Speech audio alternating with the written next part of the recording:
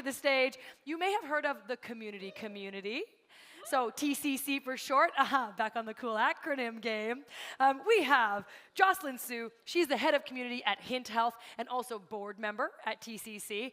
And we have the founder of the community, as well as the RVP, the regional vice president of digital engagement and community at Calix. That is a long title. Her name is Nikki Thibodeau. Please welcome them both to the stage.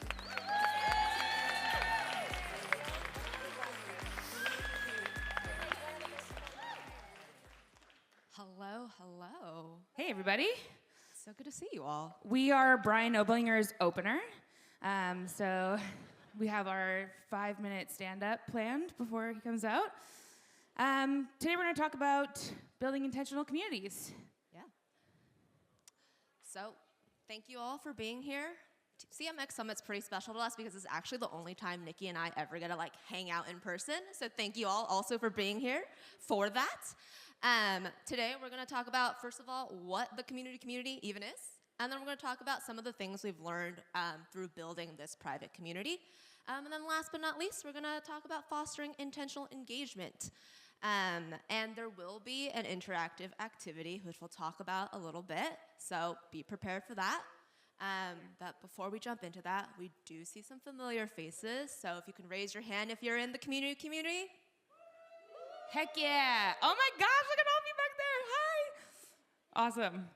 Awesome. Well, really quick, the TCC, the community, was founded in 2022. We are a closed community, so private, you have to apply to get in, and we're on Slack. We are a group of senior community professionals, so that's why there's a little bit of a representation here. And so that's the quickest, and these beautiful faces, the quickest intro to TCC. Cool. And when it comes to CCC, one of our guiding principles is clear is kind. So we want all of our members to understand the goal of the community through our purpose statement. And it doesn't have to be anything long, doesn't have to be anything fancy. As a matter of fact, the more clear, the better. And so for TCC, we really wanted to set the intention with this statement of building a safe space for senior community professionals to grow together. And that's something we always go back to. So you'll kind of hear us reference this over and over again when we talk through our examples and our learnings. Who knows who said clear is kind? Brene Brown. Love Brene Brown. So continuing on that note of clear is kind, there are many ways to go about building community with many different outcomes. And so setting a little clarity around that statement of what drives all of our decisions enables us and you, if you do this, to not only make better decisions, but it also allows your community to set expectations of you. Instead of them setting expectations that you haven't helped set up for them. Our community knows that above all else, we want to be a safe space. We want to help impact their careers positively, we hope, and bring value to them. And we have this asterisk beside value. And the importance here with the asterisk is that I don't know what's valuable to my members. And so the asterisk is there because it's their job to tell me what value is for them. Cool. I mentioned that interactive activity. This is what you can expect, kind of like the hot takes. We're going to ask you to share one thing that resonates with you from this presentation, but also one thing that you don't think would work for your community. You kind of got a taste of this in the hot takes. So setting up a private community is obviously different than setting up a public one. So here's a few of the considerations that we have to take into account when we're talking about TCC, or even in my day job, we have a private community for our customers. First off, you have to apply to be a member, and that already draws a line in the sand of who is going to be in there and who is not going to be in there. And with that, you have to set a hard criteria. The who it's for, but also who it's not for. And so we have some really hard rules where you have to have 3 years of experience, but you also have to have a senior title, or you have to have a direct report, or you have to have launched multiple communities. And so this sets a line in the sand of, it's not just that you've been a community manager for 3 years, there's a level of difficulty that comes when you have a direct report or when you're reporting to the C-suite, that we want to kind of foster those people to come in. The other thing is making that information public. A lot of times, and actually transparently, when I started the community, I was nervous to say what a senior community professional was. There's no like definition in our industry of like what makes you senior. And so I was gonna have to make up that rule and then put it out there and have everybody have their opinions about it. But if you are too flexible on it, it creates confusion. And remember, we're rooted in clear is kind. So building off what Nikki just said, you can't know everything. She didn't know everything when she started TCC. We still don't know everything, and people will always have opinions, especially that 3+ years of experience as senior. We're constantly talking about, is that actually what a senior community professional is? People in the community know, like we've had that discussion, people bring it up, and that's okay. Everyone has their own opinions. People in this room have their opinions about what that means, and that's totally okay. And for your own communities, that could also be the case too. Maybe you're owning or building a community of practice and you've decided, okay, I don't actually want vendors or consultants in this space. You've made that decision, you set that clear public criteria, but you don't know how people are gonna respond, and people will have thoughts about it. I'm sure your vendors will have opinions about that, and that's okay. You gotta make those decisions and hold on to them and really bring that back to your purpose. Like, is the criteria you've set related to your purpose? And it's okay if other people have opinions and thoughts about that. It's hard, but it's okay. This next point is intentional exclusivity breeds inclusivity. It's important to remember and to understand your why behind the exclusion. Like, what is that exclusion going to get you? Is it going to make your conversations richer? Is it going to create more belonging? The why behind the exclusion is really important. So when creating for senior professionals, we wanted to ensure that deeper level of conversation. And if you think of, I haven't really said this in public before, but I think of the senior community TCC as like an employee resource group for senior community professionals. And so the reason why employee resource groups work is because there's already a baseline of understanding of your experience. And so setting the bar at 3 years means that we don't need to explain the basics before jumping into a meaty subject.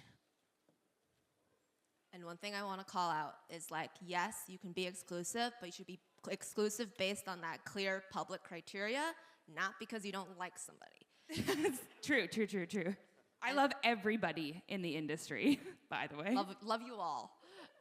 But at the end of the day, it's impossible to completely remove bias from an application process. We try our best to be neutral when reviewing these applications. We all try our best based on, that criteria. But even things that seem really clear-cut, like, okay, 3+ years, you looked at their LinkedIn, they got 3 years, seems really obvious. Believe it or not, it's not. It's really actually hard, even for something where it sounds like it's grounded in numbers, to be neutral about, like, okay, what does 3+ years of experience actually mean? Does volunteering count? Does community adjacent count? What do these things actually mean?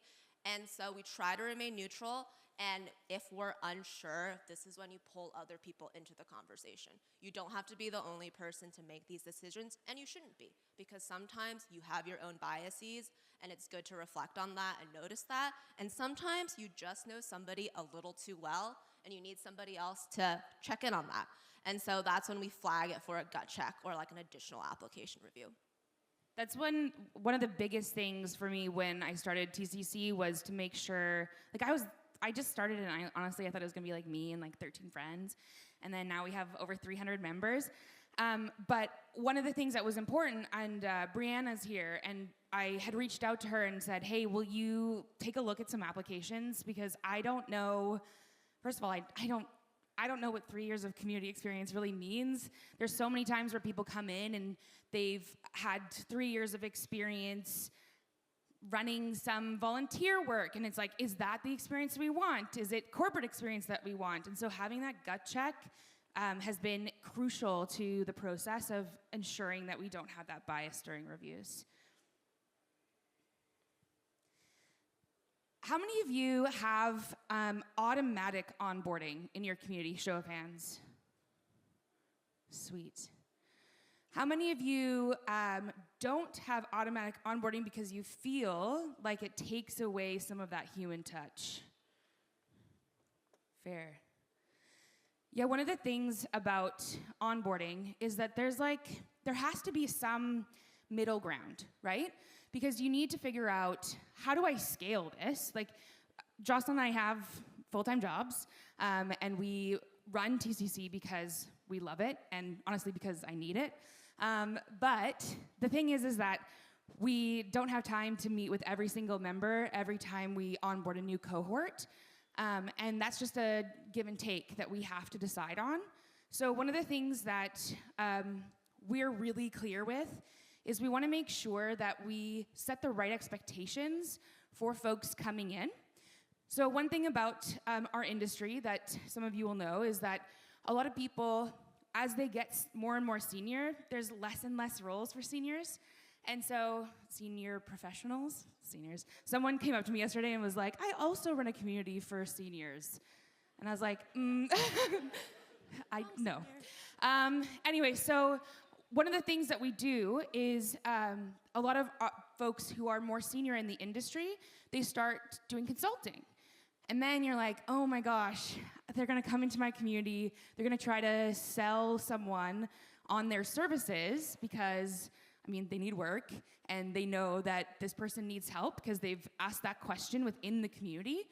And so we actually make vendors and consultants do a double opt-in.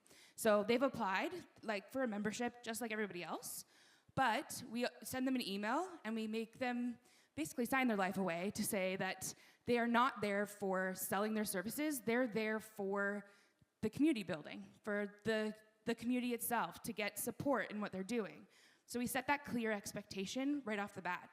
And I think some people feel that they're being a little annoying, like, well, maybe they'll drop off and then I won't have them come into my community because I'm making them do too much.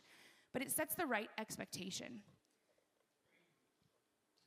Another thing that we do is so we onboard in cohorts quarterly. And every cohort, I record an onboarding video for. Now, I could record one video, have it be pretty high level and generic, and then set it and forget it for a year. But one of the things that I thought was really important is to record, since I'm not meeting every member individually, is to record, it is still one video for that whole cohort, but I make it really relevant to what's going on in the community today, what expectations we're setting. They have to watch that video, and then they have to take a quiz about that video to get in. And so what this does, it sets this tone of this is what we want this community to be. This is what rules you have to live by if you're going to be in here. Like, the first thing we say, you saw be a safe space as our first top pillar. And one of the things is to not share what's in Slack outside of Slack. Our industry is so small, and it can be really intimidating to ask a question or share a story of your experience within the community and not know where that's gonna go. And so it's really important for us to set the expectation that whatever is shared inside of Slack does not leave Slack without the explicit permission of the person who shared it. Yeah, one thing I'd also add is continue iterating on that. One of the benefits of doing the video for every cohort is we can update it and make it relevant. So sometimes in a quarter we'll see hey, everybody's kind of asking a little bit more basic questions, or they're not adding context to their posts. How can we adjust how we're onboarding people so that they are following the expectations and they're going back to our pillars? And so we've updated that quiz a couple of times to make sure that people remember what those expectations are, and we're following up on the ones that are extremely important. And then we see that change happen throughout the quarter. And then the last learning, but certainly not the least, is don't be afraid to grow slow. I know sometimes that's easier said than done. I'm sure all of us have had a CEO who's like 300 members is great, but what about 3,000? What about 30,000? And so it's a lot easier for me to stand on stage and say, don't be afraid to grow slow, than it is sometimes to do it in practice, but always go back to your purpose. It is better to have 100 members, 50 members, sometimes even 25 members who really get value out of your community than to have 2,000 or 20,000 people who click join and never came back. Don't let, quote unquote, growth and hitting these vanity metrics dilute the value of your community. And the other thing too is like when you're setting those goals for yourself and setting expectations for your C-suite, think about what's realistic. So for example, maybe you're doing a community for finance executives. There's only so many CFOs and VPs of finance out in the world. So you don't want to set the expectation that you're going to be growing 50% year over year because there's only so many of these people in the world. Think about what your actual target audience is and how many people you can actually have in your community, and then set realistic guidelines off of that. And then last but not least, like if you've got 150 members, you're reaching your purpose, they're getting value, do you really need to grow? Yeah, one of the things that happened when I joined Calix is that the community itself was for its closed customer community. And one of the things that was happening was that it was very support heavy, and Calix was in there responding to every single message, which was bonkers. And so when we set some expectations that we weren't going to respond to these questions and we were going to encourage a little bit more peer-to-peer interaction, we actually saw a dip in customers coming to the community because they weren't getting that initial access to Calix anymore. And then also we were moving away from, our product became much more stable, bless, and we didn't have people coming for those Maydays anymore. And so the type of reason why someone was coming to the community was different. And so one of the things that I had to report to the C-suite was that we didn't have as many members anymore. But it was a good thing. We didn't have any fire drills anymore. We didn't have, we had people coming and helping each other. And so the things that we want to see happening, the purpose of the community is happening. But sometimes it's a little scary to go, yeah, so remember that 10,000 mark we hit last month? It's not that anymore. Please don't say that to the board anymore. All right, feel free to take a screenshot. If you share it on social, tag me and Jocelyn, thank you. Now's the time we're gonna do a little interaction. We're gonna give you 90 seconds. So what is something that resonated and you're gonna take with you? What's something that would not work in your community? 90 seconds, go. Alrighty, we'll get you to wrap up that conversation. And come and talk to us about it after. I'd love to hear what resonated with you and what didn't. We have a couple of other tactics that we use to foster intentional engagement. Yeah, but thank you all for actually discussing. That's always nice to see people actually interacting in their interactive portion. So now we want to talk about how you can foster intentional engagement within your private or closed community. And I think the other thing I'd call out too is I think a lot of people do have like open communities, but some of the stuff we're talking about here also works if you're doing a closed or private or application-based program within your open community. So that's another way you can think about it. So when coming up with these guidelines, we really went back to our purpose of building a safe space for senior community professionals to grow together, and our 3 pillars, which you can see on the screen. And as always, clear is kind. So we talk a lot up front about how we expect members to interact in our space through that onboarding, that intentional onboarding process. Here's my 1-minute hot take. Our 90-day deactivation policy. So we actually, oh, sorry, this is actually you. I'm really passionate about this. Nikki is really passionate about this. I think we both are, and you've probably heard us talk about it with you. I know Like, we asked you all to raise your hand if you're in the community. I've asked some people in person. They're like, I think I'm in it. And I'm like, if you think you're in it, you're not in it anymore because you haven't been active in the last 90 days. And so we actually deactivated your profile on Slack. And a lot of that goes back to the fact that we want to create a safe space and for senior community professionals to grow together. And that means you have to be intentional and continuously opt in to participating. It's tricky to be a community professional right now. Lots of folks have been laid off. A lot of people are having a hard time getting a new job. You have tough conversations if you're the manager having to lay people off, if you're trying to get budget from your executives. There are a lot of those hard conversations, and it's a very vulnerable space where you're sharing it on Slack. And so we don't want TCC to become a place where there's a lot of members, but they're not participating. We don't want people to just show up randomly and be able to see those vulnerable conversations. We want people to actively opt in to participate, which is why we have this expectation that you are active within those 90 days. We do send a reminder when those 90 days come by and you're not active, and people can, of course, reapply and re-participate in the space. But we do have this policy to really try to protect our members and make it a place where they feel comfortable being vulnerable and sharing those tough situations. And I think even going back to some of the examples we've talked about, an activity policy is something that you can consider, or even more of like an opt-out policy for some programs. So maybe you are running that, finance executive community.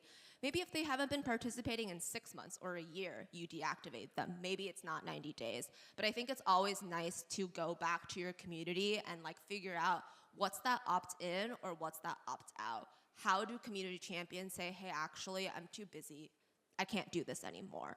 And so really thinking about how folks are participating is important. I have so much I want to say about that. Talking to me about 90-day activation policy, and actually it would have been fun to have a little debate with Gianna's hot take yesterday about how she's like, I don't care about engagement, and I was like, I do. Anyway, context-rich posting. So we're talking about fostering engagement, right?